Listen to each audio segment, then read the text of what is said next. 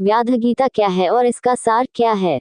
गीता शब्द सुनते ही हमें सबसे पहले भगवद गीता का स्मरण हो आता है। महाभारत युद्ध में मोहग्रस्त अर्जुन को ज्ञान देकर धर्म की राह पर चलने के लिए भगवद गीता का उपदेश श्री कृष्ण ने दिया था।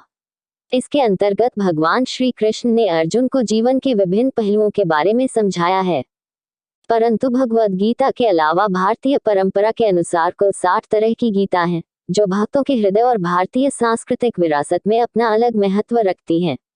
गीता गीत या छंद रूप में है जो मानव हृदय पर सीधा प्रभाव डालते हैं। भगवद गीता के जैसे ही व्याध गीता महाभारत का एक अंश है।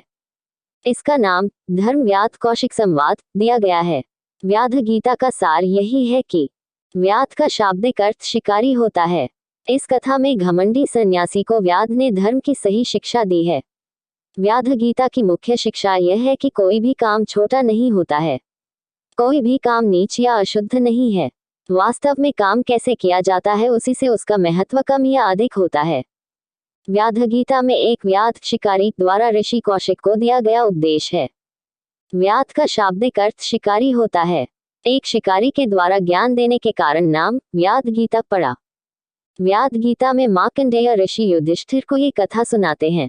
सुदर्शन नामक सन्यासी के ऊपर एक चिड़ा बीट कर देता है और उनके देखने मात्र से चिड़ा भस्म होकर नीचे गिर जाता है। सन्यासी के अंदर एक अहंकार उत्पन्न होता है कि उसे तपस्या से सिद्धि मिल गई। वह एक नगर में जाते हैं और एक घर के सामने भिक्षा मांगने के लिए आवाज लगाते हैं, भिक्षा देही। अंदर से एक स्त्री ने कहा कि आप थोड़ा रुके, मैं आती हूँ। सन्यासी को बहुत क्रोध आता है क्योंकि उन्हें यह अहंकार हो जाता है कि उन्हें ये सिद्धि मिल गई है कि वह किसी को भी क्रोध से देखेंगे तो वह भस्म हो जाएगा। इसलिए क्रोध में आकर वह उस स्त्री पर कड़ी दृष्टि डालते हैं तो वह स्त्री कहती है कि वह उसे चिड़ा न समझे, जो देखने मात्र से जल जाएगा। ये सुनकर उस तपस्वी ब्राह्मण को आश्चर्य हुआ और उसने पूछा कि बिना देखे उसे कैसे पता चला कि सन्यासी ने चिड़े को भस्म कर दिया था। उस स्त्री ने ये जानने के लिए उन्हें एक वैश्य के पास भेजा।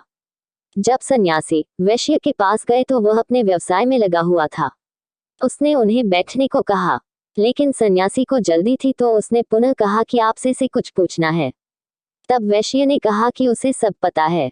आपको उस स्त्री ने मेरे पास भेजा है क्योंकि आपके देखने मात्र से ही चिड़ा भस्म हो गया था। लेकिन अभी मैं बहुत व्यस्त हूँ, बहुत जरूरी है जानना, तो व्याधि के पास जाएं, वह आपको सारी बात समझा देगा।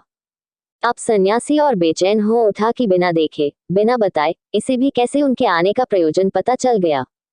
वह तुरंत व्याधि के पास गया। वह उस समय मांस काट काट कर बेच रहा था। उसने भी सन्यासी को इंतजार करने कहा और यह भी कहा कि उसे पता है कि वैश्य ने भेजा है। शाम को व्याधि ने अपनी दुकान बंद की और सन्यासी को लेकर अपने घर की ओर चल दिया। रास्ते में व्याध से सन्यासी पूछने लगा कि कैसे उसे इतना बोध हो चला है।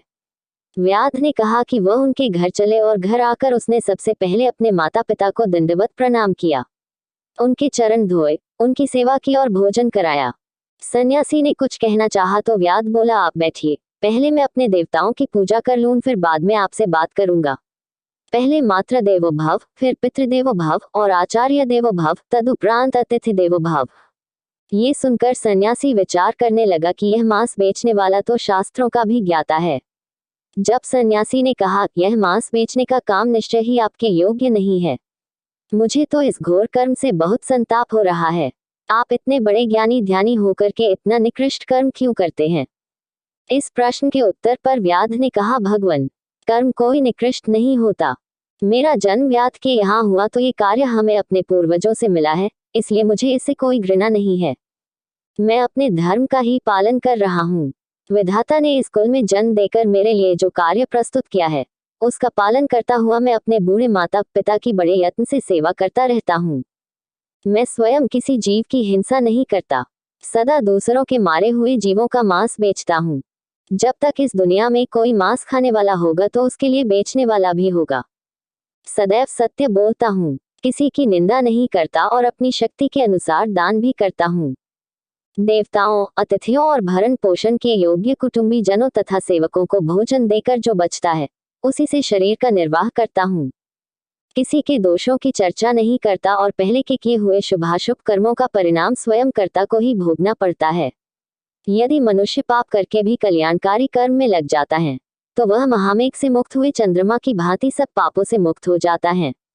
जैसे सूर्य उदय होने पर पहले के अंधकार को नष्ट कर देते हैं, उसी प्रकार कल्याणकारी शुभ कर्म का निष्काम भाव से अनुष्ठान करने वाला पुरुष सब पापों से छुटकारा पा जाता है। इस तरह व्याग गीता में ज्ञान व्याद द्वारा दिया जाना प्रारंभ हुआ। वीडियो देखने के लिए धन्यवाद। कृपया लाइक, शेयर और सब्सक्राइब करें।